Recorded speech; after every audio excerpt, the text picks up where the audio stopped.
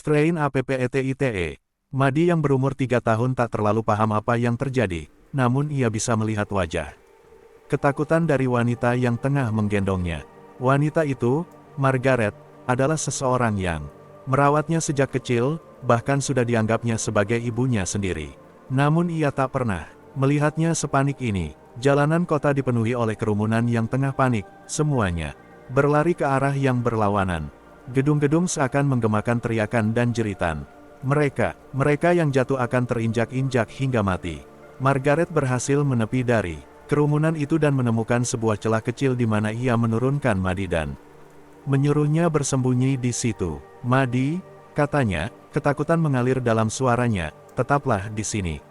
Aku harus mengecek sesuatu dan akan segera kembali." Ia menoleh sebentar sebelum akhirnya menatapku kembali. "Jadilah anak yang baik dan jangan kemana-mana, oke?" Madi menatapnya dengan ngeri, namun tak bersuara sedikitpun ketika Margaret justru terseret masuk ke dalam kerumunan itu. Madi mendengar suara erangan dan teriakan yang sangat mengerikan, semakin mendekat dan mendekat. Kemudian ia melihat mereka. Mereka terlihat seperti manusia, namun ia tak bisa merasakan kehidupan di dalam mereka. Daging mereka terkoyak, berlumuran darah, bahkan membusuk. Mereka mulai menarik satu persatu manusia dari dalam kerumunan yang berusaha melarikan diri itu. Tiap orang yang berhasil mereka tangkap bernasib sama, dicabik-cabik dan kemudian dimangsa hidup-hidup. Salah satu dari mereka berhenti tepat di depan Madi. Leher makhluk itu berputar dan ia menatap tepat ke arahnya. Ia menggeram kepadanya, namun kemudian memutar kepalanya kembali dan kembali berjalan menelusuri jalanan, mencari mangsa lain. Madi amat ketakutan, namun ia tak bergerak. Ia adalah anak yang baik dan selalu patuh apabila ia disuruh untuk diam. Ia beruntung, sebab mayat-mayat hidup itu sepertinya tak berselera untuk memakan seekor anjing. Work, and work. Seorang pria melakukan perjalanan di hutan. Dia kelelahan lalu duduk di bawah pohon untuk beristirahat. Di dekat pohon itu terdapat semak belukar. Dari dalam semak dia mendengar sebuah siulan. Pria itu berdiri lalu memeriksanya. Dia mendapati sebuah botol tergeletak di bawah semak-semak itu. Ternyata suara siulan tadi berasal dari dalam botol tersebut. Pria itu membuka botol yang ditemukannya untuk melihat apa isinya. Tiba-tiba asap hitam yang banyak menyembur keluar dari dalam botol, membumbung tinggi ke langit. Kemudian asap itu berubah menjadi sesosok hantu. Hantu yang besar, setinggi pohon. Hantu itu berwarna merah, mempunyai mata merah, dan anting-anting emas yang lebar di telinganya. Dia mengaum, "Beri aku pekerjaan atau aku makan kau." Pria itu sangat ketakutan. "Pekerjaan seperti apa yang kau inginkan?" tanyanya pada sang hantu. "Terserah," jawab si hantu. "Kau sudah mengeluarkanku dari botol, jadi kau harus memberi pekerjaan untuk kulakukan. Aku harus terus bekerja, siang dan malam. Kalau kau berhenti memberiku kerja, aku akan memakanmu. Bawa aku ke rumahku," kata si pria. Hantu itu mengangkatnya dan pria itu sudah sampai di rumah. Dalam setengah detik, hantu itu berkata lagi, "Beri aku pekerjaan, atau aku makan kau." "Buatkan aku istana megah," kata si pria. Istana megah pun siap hanya dalam beberapa menit. Hantu itu berkata lebih keras, "Beri aku pekerjaan atau aku makan kau." "Beri aku emas dan berlian yang banyak," kata pria itu. Segera emas dan berlian pun muncul. "Beri aku pekerjaan atau aku makan kau," kata sang hantu. "Bawakan aku baju untuk dipakai." Langsung saja hantu itu sudah menyediakan baju-bajunya. "Beri aku pekerjaan atau aku makan kau," katanya. "Sediakan makanan untukku." Dalam sekejap pria itu mendapati semeja penuh makanan lezat. Dia ingin memakannya, tapi tak sempat. Hantu itu berkata lagi, "Beri aku pekerjaan atau aku makan kau." Pria itu terus memberi pekerjaan pada sang hantu. Dia tak bisa makan sama sekali. Saat malam, tiba hantu itu tak membiarkannya untuk tidur. "Beri aku pekerjaan atau aku makan kau," katanya. Pria itu menjadi gelisah. Bagaimana dia bisa makan? Bagaimana dia bisa tidur? Jika dia tidak terus memberi pekerjaan, hantu itu akan memangsanya.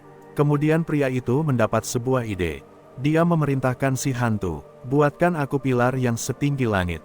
Dan cepatlah, hanya dalam beberapa menit hantu itu kembali. "Pilarnya sudah jadi," katanya. "Sekarang beri aku pekerjaan atau aku makan kau." "Sekarang dengar baik-baik," kata pria itu. "Panjat pilar itu hingga kau mencapai puncaknya. Lalu, panjat menurun hingga sampai ke tanah. Lalu panjat ke puncaknya lagi dan lalu turun lagi. Lakukan terus hingga aku menyuruhmu berhenti. Dan ingat jangan menyia-nyiakan waktu. Hantu itu begitu senang, karena sekarang banyak hal yang bisa dilakukannya. Dia memanjat pilar, turun, naik, turun. Dan begitu seterusnya. Pria itu mengawasi beberapa saat. Kemudian dia masuk ke rumah dan menyantap makanan yang dibawakan si hantu. Setelahnya dia pergi tidur. Keesokan pagi, dia bangun dan pergi keluar. Dia melihat si hantu memanjat naik dan turun pilar. Tanpa henti, pria itu sangat girang. Hari-hari berlalu, hantu itu masih naik dan turun di pilar. Hingga akhir bulan dia masih seperti itu. Dia pun mulai agak lelah. "Tolong tuan," katanya pada si pria, "bolehkah aku berhenti sekarang? Aku sudah naik dan turun pilar sebulan penuh. Bagaimana bisa kamu berhenti?" Katanya, "Kau tak boleh berhenti hingga aku menyuruhmu. Jadi, terus naiki dan turuni pilar itu." Dan 3 bulan berlalu, hantu itu amat sangat kelelahan. "Tuan," katanya, "saya tak sanggup lagi. Saya harus berhenti sekarang. Kau boleh berhenti dengan satu syarat," kata pria itu, "kau harus pergi jauh dari sini, dan jangan pernah kembali. Saya berjanji," kata si hantu. "Baiklah, kau bisa berhenti sekarang, dan bawa pilar itu bersamamu." Hantu itu mengangkat pilarnya lalu lari menjauh pergi, dan pria tersebut tak pernah melihatnya lagi. CELLPHONE. Kisah ini terjadi pada masa di mana telepon genggam baru mulai diperkenalkan dan belum banyak orang yang memilikinya. Ada seorang siswi sekolah yang tinggal di sebuah desa. Orang tuanya membelikannya telepon genggam sebagai hadiah ulang tahun. Tentu dia amat senang. Namun masalahnya, di desa itu hanya dia sajalah yang memiliki telepon genggam. Jadi dia tak bisa menggunakannya untuk berbincang dengan teman-teman sekolahnya. Suatu hari, ia mendapat SMS di teleponnya. "Hai, aku sedang mencari teman. Aku mengirimkan SMS ini ke nomor acak. Jika kau mau, maukah kau jadi temanku?" Tentu saja pesan, nyasar, itu membuatnya sangat gembira. Ia segera mengirimkan balasan. Sejak saat itu, mereka berdua kerap berkirim pesan singkat. Dari SMS yang ia dapatkan, gadis itu mempelajari beberapa hal tentang teman barunya itu. Dia adalah seorang pemuda dan sekarang duduk di bangku SMA. Gadis itu bertambah senang ketika mengetahui umur pemuda itu sama dengannya. Namun yang pemuda itu selalu bicarakan adalah mengenai acara TV dan sekolahnya. Tak pernah ia bicara tentang rumahnya. Bahkan ia selalu menolak menjawab jika ditanyai alamat rumahnya. Suatu hari, gadis itu memantapkan hatinya dan mengirim pesan ke pemuda itu. "Aku ingin mendengar suaramu. Maukah kau meneleponku jam 8 malam ini?" Pemuda itu menjawab, "Tentu. Aku juga ingin mendengar suaramu." Gadis itu amat senang, ia begitu tak sabar menunggu hingga jam 8 malam. Malam itu, tepat jam 8 malam, telepon genggamnya berdering. Rupanya dari pemuda itu. Gadis itu berpikir bahwa kelak ia ingin mendengar percakapan itu lagi, memutuskan untuk merekamnya. Mereka asyik berbicara di telepon hingga lupa waktu. Gadis itu menengok ke arah jam dan menyadari saat itu sudah jam 9.30 malam. Wah, sudah larut malam rupanya. Besok pagi aku harus berangkat sekolah jadi aku harus tidur. Sekarang, kata gadis itu, kita bicara lagi lain waktu. Lalu mereka pun mengakhiri pembicaraan mereka. Ia mencoba memikirkan apa yang mereka bicarakan tadi di telepon. Namun anehnya, ia tak bisa mengingatnya. Ia hanya ingat ia merasa amat senang tadi. Setelah itu, ia pun terlelap tidur. Namun tiba-tiba, "Sedang apa kau?" Gadis itu membuka matanya dan melihat ibunya membentaknya.